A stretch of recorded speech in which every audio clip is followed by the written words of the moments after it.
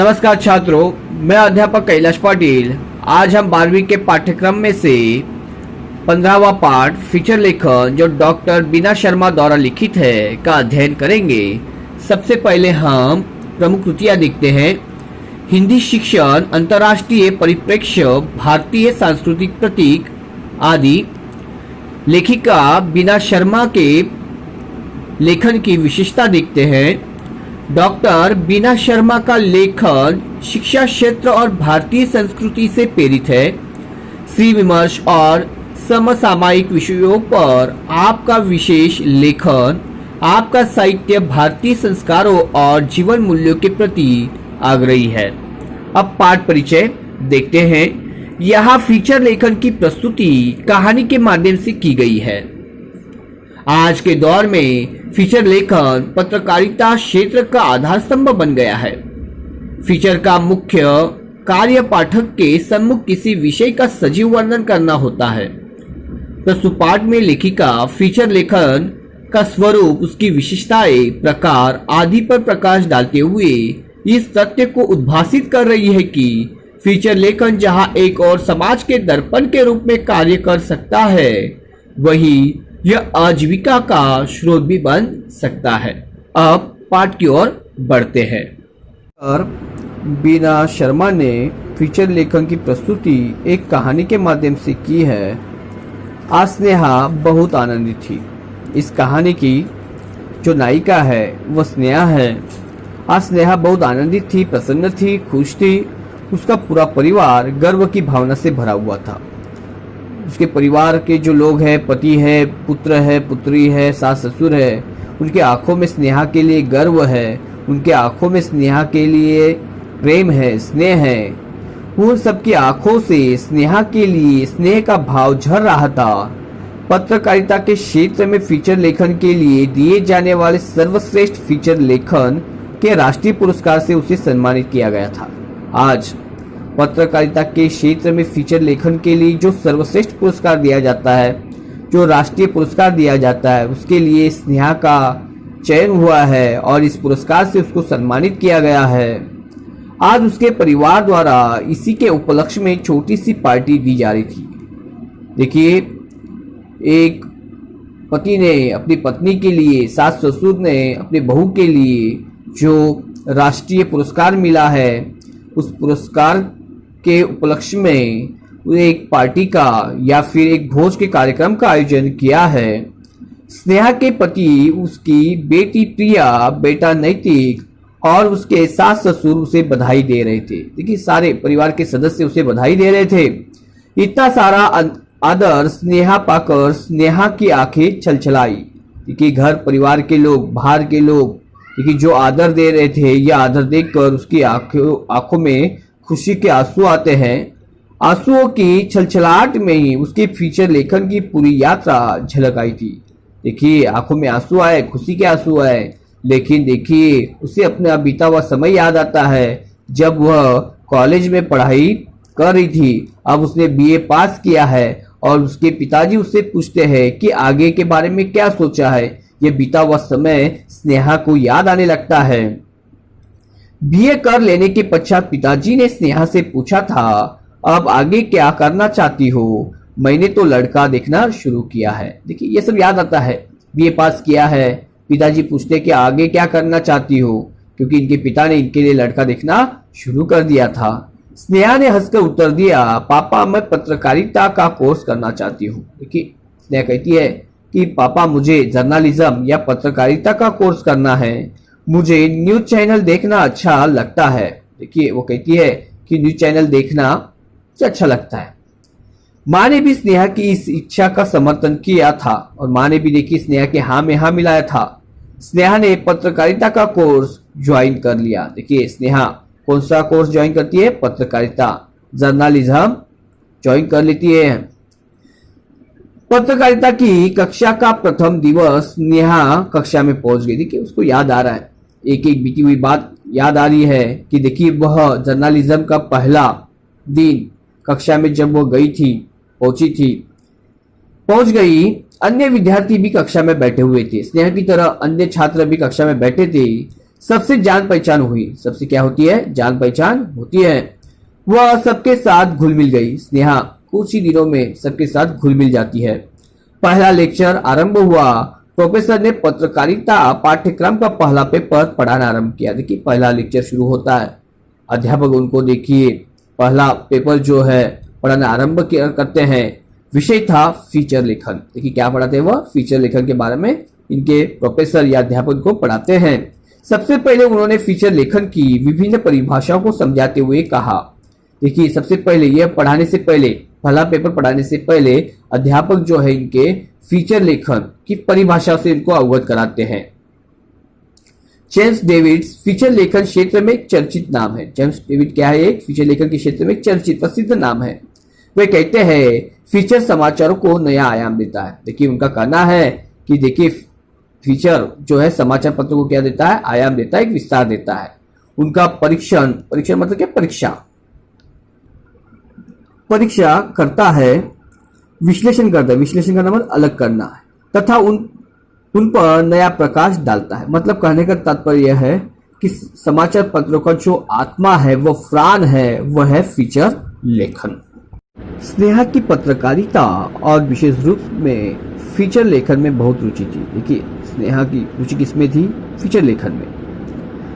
इसीलिए उसने कहा सर पीटी टंडन ने भी फीचर लेखन की परिभाषित किया है। देखिए इसलिए वो अपने प्रोफेसर से, सर से कहती है, अध्यापक से कहती है कि पीटी टंडन ने भी फीचर लेखन की अलग अलग परिभाषाएं बताई है।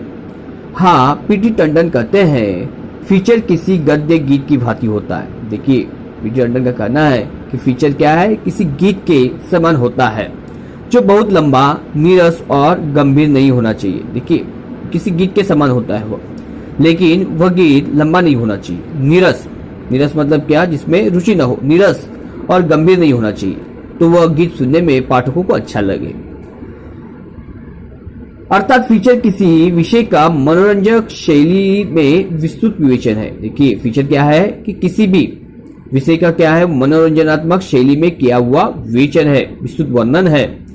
स्नेहा इन परिभाषाओं को रट्टे रट्टे समझ गई थी कि फीचर समाचार पत्र का प्राण तत्व होता है। देखिए इन परिभाषाओं को रट्टे रट्टे देखिए स्नेहा इस बात को जान जाती है कि समाचार पत्र का प्राण तत्व या आत्मा किसमें है? फीचर लेखन में है। पाठक की प्यास बुझाने, घटना की मनोरंजनात्मक अभिव्यक्ति करने की कला का नाम ही फीचर है। देखिए पाठक को क्या चाहिए? उसकी जो देखिए मनोरंजनात्मक जो प्यास है या फिर उसके मन को प्रसन्न करने वाला जो भाव है, वह है फीचर। मम्मी चलिए ना, हॉल में सभी आपकी प्रतीक्षा कर रहे हैं। प्रिया के इन शब्दों से स्नेहा अपने में लौटी। देखिए जब उसकी लड़की प्रिया उसको कहती है कि मम्मी चलिए ना, आपका इंतजार सभी हॉल में कर रहे हैं, तब वो अपने बीते हुए समय से वर्तमान में लौट कर आती है। बेटी प्रिया उसे चलने के लिए कह रही थी। देखिए बेटी प्रिया उसको चलने के लिए कह रही थी, क्योंकि हॉल में सारे मेहमान आए हुए हैं और सभी देखिए स्नेहा का इंतजार कर रहे हैं। अरे हाँ प्रिया, चल रही हूँ, कहती हुई स्नेहा अपने घर के हॉल में प्रविष्ट हुई और इतने में वो देखिए हॉल में आती है। हॉल में स्नेहा के पति, बेटा, सास ससुर, करीबी रिश्तेदार तथा पत्रकार मित्र उपस्थित थे। देखिए सारे लोग आए हुए हैं और स्नेहा का इंतजार कर रहे थे। तभी हॉल में प्रविष्ट होते एक व्यक्ति को देखकर स्नेहा की आंखें फटी की फटी रह गई। देखिए फटी की फटी आंखें रहना मतलब बहुत अधिक आश्चर्यचकित होना। देखिए तब वह हॉल में आती है और एक व्यक्ति को देखकर वह काफी चकित होती है। वह व्यक्ति देश के विख्यात समाचार पत्र के संपादक थे। देखिए वो और कोई नहीं थे, तो देश का एक प्रसिद्ध, एक विख्यात समाचार पत्र के कौन थे? वह संपादक महोदय थे। सर आप और यहाँ, स्नेहा के मुंह से बरबस निकला। देखिए अचानक से उनके मुंह से यह निकलता है कि सर आप और हमारे घर यहाँ, क्यों मैं नहीं आ सकता इस अवसर पर? लेकिन वह कहते हैं कि देखिए इस खुशी के अवसर पर क्या मैं नहीं आ सकता? ऐसी बात नहीं है, अचानक आपको, देखिए ऐसी बात नहीं, अचानक आपको देखा तो हम चकित हो गए। स्नेहा बहुत बहुत बधाई, आज तुमने फीचर लेखन में शीर्ष स्थान पा लिया। देखिए उनको शुभकामनाएं देते हैं और कहते हैं कि फीचर लेखन में तुमने आज सर्वोच्च स्थान प्राप्त कर लिया है। स्नेहा की बात काटकर संपादक ने बधाई दी। स्नेहा की बात काटकर वो क्या करते हैं? संपादक उनको बधाई देते हैं।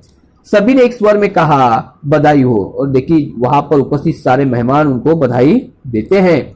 इन शब्दों को सुनते ही स्नेहा 10 वर्ष पूर्व की दुनिया में चली गई। देखिए इस बधाई के शब्दों को सुनते ही वो फिर अपने बीते हुए समय में जाती है। इन शब्दों को सुनते ही स्नेहा 10 वर्ष पूर्व की दुनिया में चली गई। पत्रकारिता कोर्स के बीते दिन महीने फीचर लेखन के संबंध में सुने हुए लेक्चर, प्रोफेसरों से की गई चर्चाएं, अध्ययन, परीक्षा, फीचर लेखन का आरंभ, फीचर लेखन की सिद्धहस्त लेखिका बनना ही उसका एकमात्र सपना था। देखिए उसका सपना क्या था कि फीचर लेखन की एक सिद्धहस्त प्रसिद्ध, देखिए एक विख्यात लेखिका बनना उसका सपना था। उसको अपने देखिए बीते हुए समय के देखिए लेक्चर, प्रोफेसर की से साथ की हुई चर्चाएं, अध्ययन, परीक्षाएं सब कुछ याद आ रहा है। उसकी यादों में वह दिन तैर गया जब उसे पत्रकारिता कोर्स में फीचर लेखन पर व्याख्यान देने के लिए बुलाया गया था। देखिए वो दिन भी याद आते हैं कि देखिए उनको पत्रकारिता के कोर्स में जो फीचर लेखन पर व्याख्यान देने के लिए, भाषण देने के लिए निमंत्रित किया जाता है। हॉल विद्यार्थियों से खचाखच भरा हुआ था। देखिए हॉल किससे भरा हुआ था? विद्यार्थियों से, छात्रों से। आज उसे अपने परिश्रम सार्थक होते नजर आ रहे थे। देखिए आज स्नेहा को अपने परिश्रम सार्थक या सफल होते हुए नजर आ रहे थे। फीचर लेखन पर स्नेहा ने बोलना आरंभ किया। फीचर लेखन पर देखिए बोलना आरंभ करते छात्र देखिए उनको अच्छे से सुनते हैं। रोचक प्रसंगों के साथ स्नेहा विद्यार्थियों को फीचर लेखन की विशेषता बताने लगी। देखिए अच्छे अच्छे प्रसंग बताकर वह देखिए फीचर लेखन की विशेषता क्या है यह वह छात्रों को समझाती है। अच्छा फीचर नवीनतम जानकारी से परिपूर्ण होता है। देखिए अच्छा फीचर वही है जो नवीनतम मतलब नई जानकारी पाठकों को देता है। किसी घटना की सत्यता, सत्यता मतलब सच्चाई अथवा तथ्यता फीचर का मुख्य तत्व है। देखिए किसी भी घटना की सच्चाई हो या यथार्थता, ये क्या है? फीचर लेखन का मुख्य तत्व है, उसका प्राण है। फीचर लेखन में राष्ट्रीय स्तर के तथा अन्य महत्वपूर्ण विषयों का समावेश होना चाहिए। देखिए फीचर लेखन में राष्ट्रीय स्तर एवं अन्य महत्वपूर्ण विषयों का समावेश होना चाहिए, उनको शामिल करना चाहिए, क्योंकि समाचार पत्र दूर दूर तक जाते हैं। देखिए ये सारी बातें में होना बहुत जरूरी है, क्योंकि समाचार पत्र काफी दूर दूर तक क्या है जाते हैं। इतना ही नहीं, फीचर का विषय समसामयिक होना चाहिए। देखिए फीचर लेखन का विषय क्या होना चाहिए? समसामयिक, एक ही समय।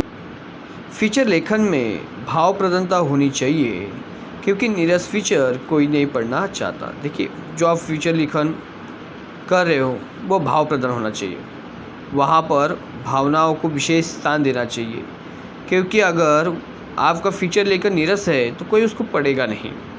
फीचर के विषय से संबंधित तथ्यों का आधार दिया जाना चाहिए। स्नेहा आगे बोलती जा रही थी, विश्वसनीयता के लिए फीचर में विषय की तार्किकता को देना आवश्यक होता है। देखिए फीचर लेखन आप किसी भी विषय पर कीजिए, लेकिन वहाँ की जो जानकारी है वो विश्वसनीय होनी चाहिए, और वहाँ पर विश्वसनीयता के लिए तार्किकता को स्थान देना आवश्यक होगा। तार्किकता के बिना फीचर अविश्वसनीय बन जाता है। अगर वहाँ पर पाठकगण तर्क नहीं कर सकते तो वहाँ पर वो विश्वास नहीं दिखाएंगे। फीचर में विषय की नवीनता का होना आवश्यक है। देखिए एक ही विषय पर आप फीचर लिखोगे तो कोई उसको पसंद नहीं करेगा, इसलिए वहाँ पर विषय की नवीनता होनी चाहिए, क्योंकि उसके अभाव में फीचर अपठनीय बन जाता है, कोई उसको पढ़ेगा नहीं। अगर आपके पास विषयों की नवीनता नहीं है तो कोई उसे पढ़ने वाला नहीं होगा।